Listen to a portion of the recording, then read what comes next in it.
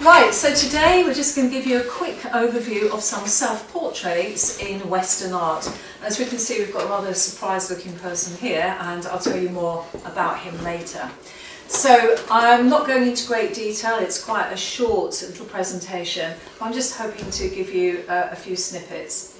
The key aspects of self-portraits are why did artists do this? Maybe they want to express something, or maybe they want to assert their identity. Maybe it's like a power, a balance thing, or maybe they want to represent themselves, as female artists often wanted to represent themselves to be taken seriously as artists. And obviously self-portraits are significant because of the historical and artistic background surrounding them. And they're not all the same, obviously, as we can see from this one earlier and this one. Very varied styles and techniques, which I will touch on in the talk today. And the genre itself has evolved over many years, and so what maybe started out as a typical self-portrait may be morphed and changed over the centuries. So we'll just have a few snapshots today. Right, firstly, the very famous picture, some of you probably know this is the Jan Arnolfini marriage. Where is the self-portrait here?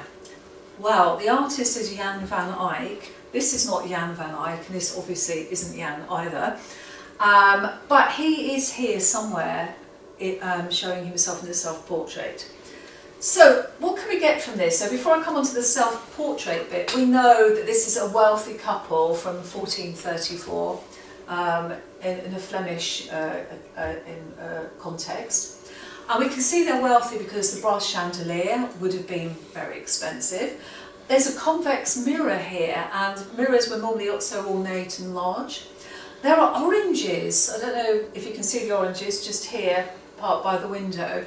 That would have been a sign of wealth because obviously they were imported from hotter countries, and you'd have to have money to do that. And apparently the bed hangings, the carvings, sort of soft furnishings, and also there's a bit of an oriental carpet just here, all signify that these people were very well to do, as well as their elaborate costumes. But where is the self-portrait? Well, it's actually in the mirror at the back. So, a bit blurry, but Jan van Eyck has shown himself. He's apparently the red figure here. It's him and his assistant. Also, this painting, beyond being a self-portrait, shows you something about gender roles of the time. So the wife, as we can see, the wife is looking at her husband. The husband's nearer the window, which apparently signifies men being more the ones, the workers going outside. She's nearer the domestic realm there by the bed. And the dog is, they say, obviously a symbol of fidelity and loyalty. Could also be a sort of babies on the way, as it were. So a self-portrait doesn't just have to be one artist, full face. It could be hidden within a mirror. Here is another very famous self-portrait. No, it's not this one. It's this one here in the flayed skin. So you may recognise the Sistine Chapel ceiling, in Rome, and that is actually Michelangelo, and it was painted finished about 1541. And this is self-portrait as St Bartholomew after he'd been skinned alive, and that is the skin there. And if we look a bit closer at Michelangelo's face, not very happy, And a rumour has it that he was working on Pope Julius's tomb at the time, which was a massive ornate tomb, and he really wanted to finish it, but the Pope was very pushy, and he really wanted him to work on the Sistine Chapel. So he already had famous artists working on it, and he wanted him to do the ceiling. But Michelangelo said, I'm not a painter, I'm a sculptor, but he was kind of forced into it by the Pope. And he said he would do it for God, and only if the Pope let him do it his way. His way tended to be heavily muscled Adonis-like creatures, which did cause a bit of shock at the time when it was finished. And a picture within a picture, we've got Las Meninas, which means like the housemaids or ladies in waiting, to the Infanta. So this is by Velázquez, 1656. So this little princess is surrounded by her entourage. She's got like ladies in waiting, she's got the dog, she's got playmates, chaperones, bodyguards. Here Velázquez is showing himself the painter himself. That's amazing that he's like on the level as the prince, the same level as the princess here, right at the forefront. He has got stature, he's showing his own, the power dynamic here. He's a respected court painter. And he's looking out towards us. Again, we have another mirror here, and that's actually the king and queen coming in, observing what's going on in the painting. And even beyond, dragging our eyes right to the very back, is Nieto. Apparently that was the name of the Queen's Chamberlain, and he drags our eyes back to the picture. This is, if any of you have been to the Prado, I'm not sure, in Madrid, if you go there, it's a massive painting, really, really big. And this part here seems to go on forever. It's a really sort of like a quarter and three-quarters sort of feeling. And it was really quite revolutionary at the time because it's kind of a circular painting, isn't it? We're looking at him, he's looking at us, she's looking at us, we've got the king and queen, we've got the chamberlain. So this is a really interesting departure in self-portraiture that we've got him here. This was a very rare commodity around the time of the Renaissance. This is Gentileschi, so Artemisia, a female artist who, because her father was an artist, she managed to get access to studios and do some sort of lower level painting, as it were. What is she trying to tell us in her self-portrait? She is a professional artist, but she's also like a kind of muse. It's actually self-portrait as an allegory of painting. So she was a Baroque painter, and she saw herself as the epitome of the arts. I deserve to be here as a woman. And abstract concepts, for example, about human qualities were often shown in works of art. And painting, Rieper, this man who wrote a book called the Iconologia, said painting should be shown as a beautiful woman with full black hair, dishevelled and twisted in various ways, etc., etc.